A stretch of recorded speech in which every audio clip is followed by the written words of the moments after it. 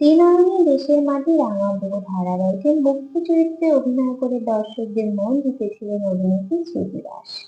সিরিয়ালের পর বড় পর্দায় এবং ওয়েব সিরিজে কাজ করেছেন। তার অভিনেতা আমার বস ভালো সাফল্যে সাড়া ফেলেছে বক্স অফিসে। বর্তমানে জি বাংলা জোয়ার ভাটা ধারাবাহিকে অন্যরকম চরিত্রে অভিনয় করে দর্শক মহলে সাড়া ফেলছেন।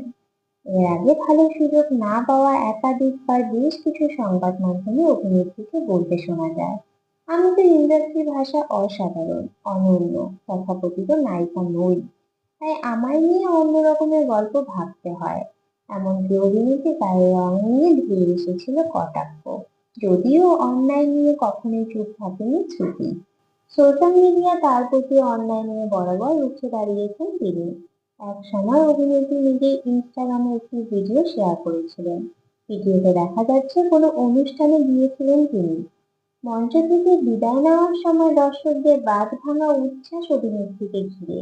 শুধু মঞ্চে দাঁড়িয়ে বলেন, পরের বার ক্লাব কর্তৃপক্ষ আমাকে না ডাকতেও আমি চলে আসবো আপনাদের সঙ্গে দেখা করতে। সেই ভিডিও শেয়ার করে অভিনেত্রী ক্যাপশনে লিখেন, সবাই বলতো এ কোনোদিন নায়িকা হতে পারবে না, কেউ মেনে নেবে না, তারপর এটা ঘটছে।